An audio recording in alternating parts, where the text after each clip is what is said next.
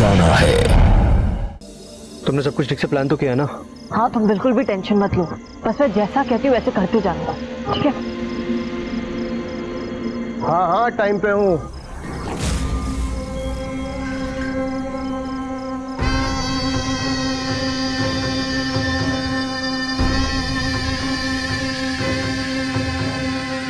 एक खून करना है। 5 लाख। मैं 5 लाख रुपए उसे दे रहा हूं, पर ये आखिरी मौका होगा। अब तो तुम खुश हो ना? अभी 1 लाख रुपए हैं, बाकी के 4 लाख काम होने के बाद। मारना किसको है?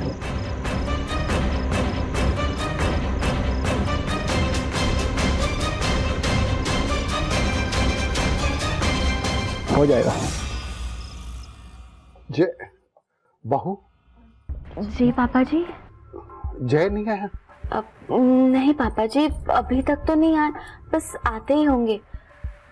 कोई काम था आपको उनसे? हाँ बहू, उसके लिए कुछ पैसे निकाले थे मैंने। ये 5 लाख रुपए हैं। ये किस लिए पापा जी? बेटा वो जय है ना, उसको नया बिजनेस शुरू करना था, उसके लिए है। एक मिनट बहू, तुम उसको मत बताना, कल सुबह मैं खुद उसको बता दूंगा, ठीक है? ठीक है पापा जी।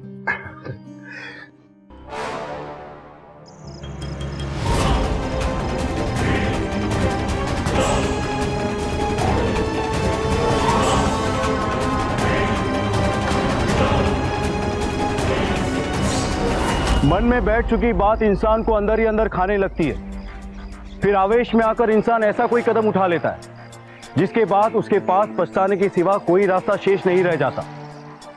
जय भी आवेश में आकर ऐसा ही कोई कदम उठाने जा रहा था, लेकिन सवाल यह था कि जय के इस आवेश का शिकार आखिर कौन होने वाला था।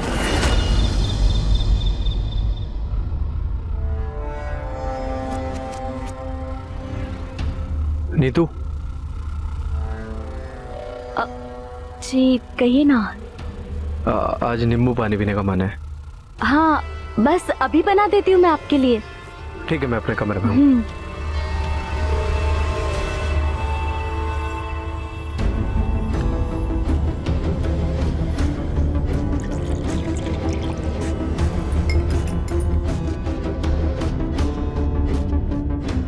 हाँ, बस निकलता हूँ।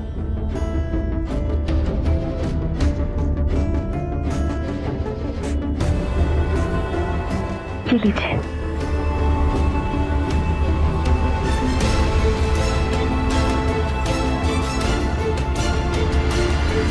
खाना लेके आओ मैं आपके लिए?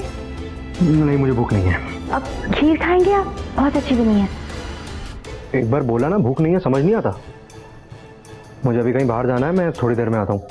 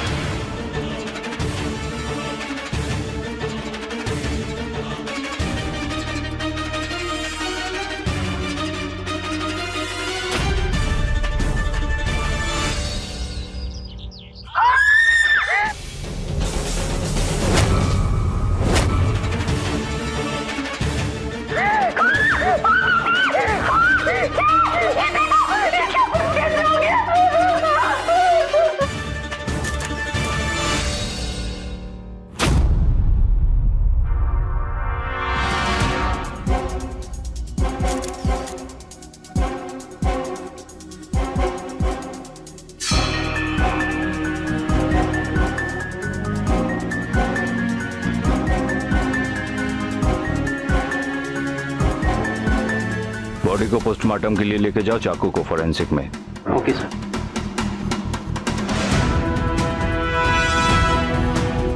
क्या हुआ था कल रात को? पता नहीं इंस्पेक्टर साहब, हम सब तो सो रहे थे, लेकिन जब नीतू पापा के रूम में आई तो अचानक से। देखिए, घर में कोई फोर्स एंट्री नहीं हुई है। इसका मतलब घर का ही कोई मेंबर होगा, या फिर ऐसा कोई आदमी जो घर में आसानी से आ जा सकता है। एक ही तो है इस घर में जिसे बाबूजी के मरने के बाद चैन मिलेगा। तुम चुप रहो सरिता, कुछ भी बोलती रहती हो। इंस्पेक्टर साहब, उनका किसी से कोई झगड़ा भी नहीं था। हमारी समझ में नहीं आ रहा कि किसने किया। ठीक है, हमें आप सबके फिंगरप्रिंट्स लेने होंगे। फिंगरप्रिंट्स? हम सबके? आपको हम पे शक है? देखिए, पुलिस का काम ही होता है शक करना। फिलहाल आप ये समझ लीजिए कि तफ्तीश के लिए आप लोग के फिंगरप्रिंट्स जरूरी हैं।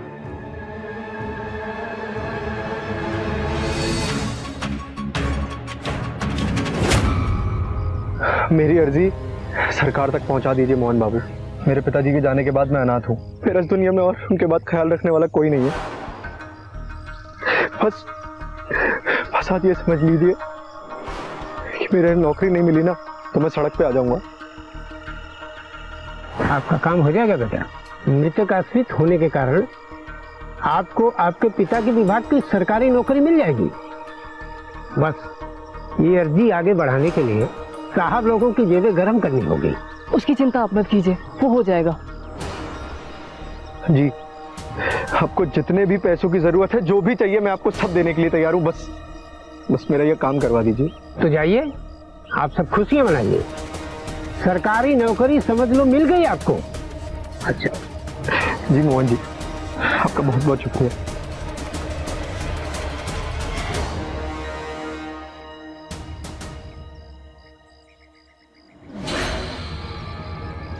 आपके पिता के खूनी का पता चल चुका है। अगर खूनी का पता चल चुका है इंस्पेक्टर साहब, तो आप यहाँ क्या कर रहे हैं? जाइए और उसे पकड़िए। हम उसे ही गिरफ्तार करने यहाँ आए हैं। यहाँ? इस घर में? यहाँ कौन है?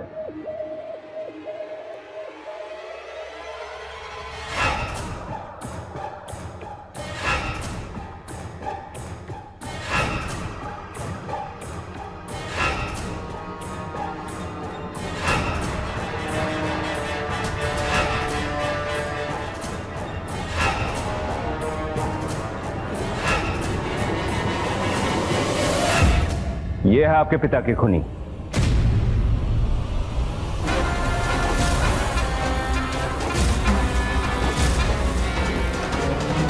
ये है आपके पिता के खूनी।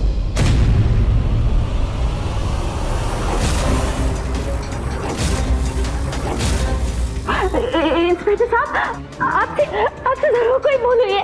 मैंने ऐसा नहीं किया। जय, तुम सुन रहे हो ना? मैंने पिताजी का खून नहीं किया। मैं ऐसा नहीं कर सकती। इंस्पेक्टर साहब, आपसे जरूर कोई गलतफहमी हो रही है। नीतू ऐसा काम नहीं कर सकती है। आप ऐसा नहीं कर सकते इंस्पेक्टर। और आपके पास क्या सबूत है कि नीतू ने पिताजी का खून किया है? देखिए, हमें जो चाकू मिला था उस पे इनके फिंगरप्रिंट्स मिले, और अब आगे जो कुछ भी होगा वो अदालत तय करेगी। तो उंगलियों के निशान किसी और के भी हो सकते हैं। देखिए, फॉरेंसिक से जो रिपोर्ट आई है उसके हिसाब से इनके फिंगरप्रिंट्स मिले। हमें इन्हें लेके जाना होगा। लेके चलो इन्हें। आप इन्हें ऐसे नहीं ले सकते। एक सेकंड, बात सुनिए। इंस्पेक्टर साहब,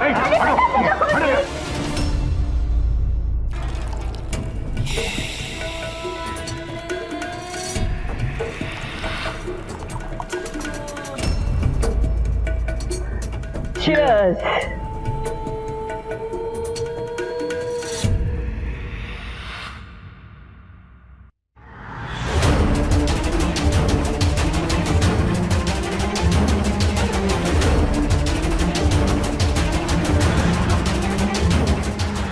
आज नींबू पानी पीने का मन है। हाँ, बस अभी बना देती हूँ मैं आपके लिए। ठीक है, मैं अपने कमरे में हूँ।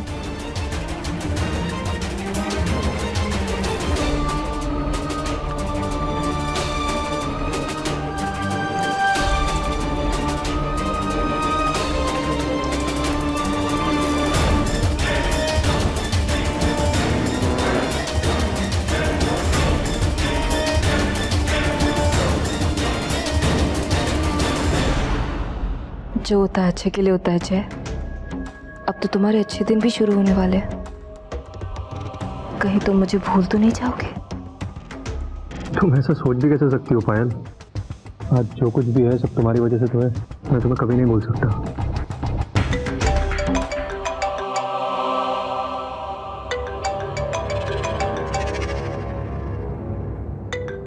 चलो पकड़ो।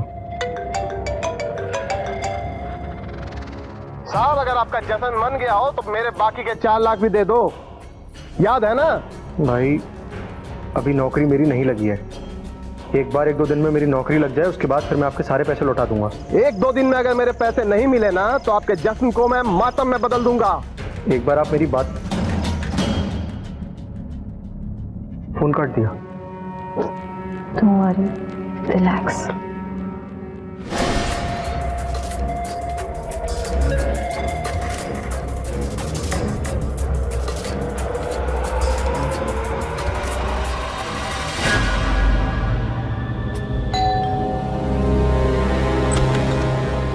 अरे मोहन बाबू, आप इतनी सुबह सुबह? कुछ खुशखबरी सुनाइएगा। खुशखबरी ही है जय बेटा। मिठाई खिलाओ मिठाई। आपका काम हो गया। आपके पिताजी की जगह सरकारी नौकरी आपको मिल गई। क्या खुशखबरी सुनाई है आपने मोहन बाबू? बस इसी दिन का तो मुझे इंतजार था। सरकारी नौकरी मिल गई है मुझे। सरकारी नौकरी। अब देखता हूं कौन निकालता है मुझे पुश्तैनी घर से। मोहन बाबू, मैं आपका एहसान कभी नहीं भूलूंगा। मैं आपसे बाद में मिलता हूं। धन्यवाद। नमस्कार। नमस्कार।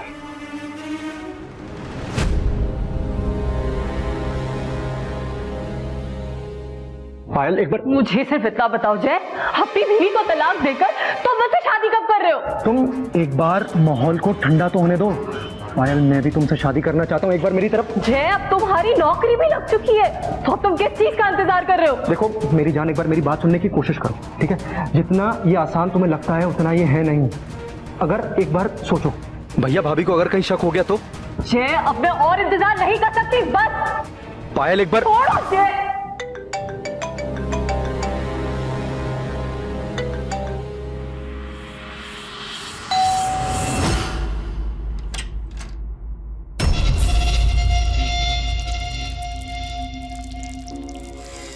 जय है?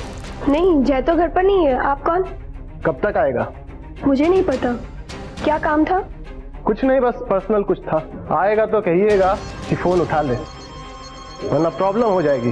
प्रॉब्लम? लेकिन आप है कौन? बता दीजिएगा बस।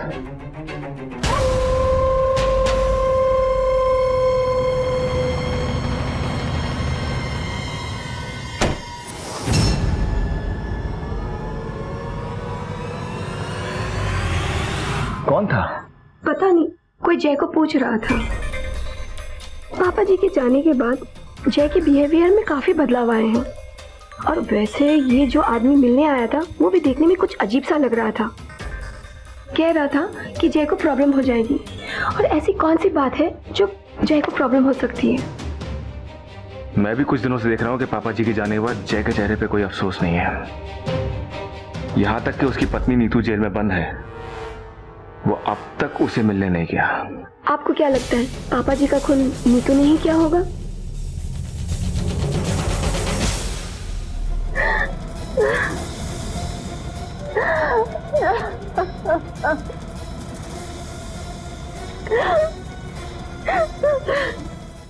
अपने पसंदीदा शो के फुल एपिसोड देखने के लिए अभी डाउनलोड करें दंगल प्ले ऐप।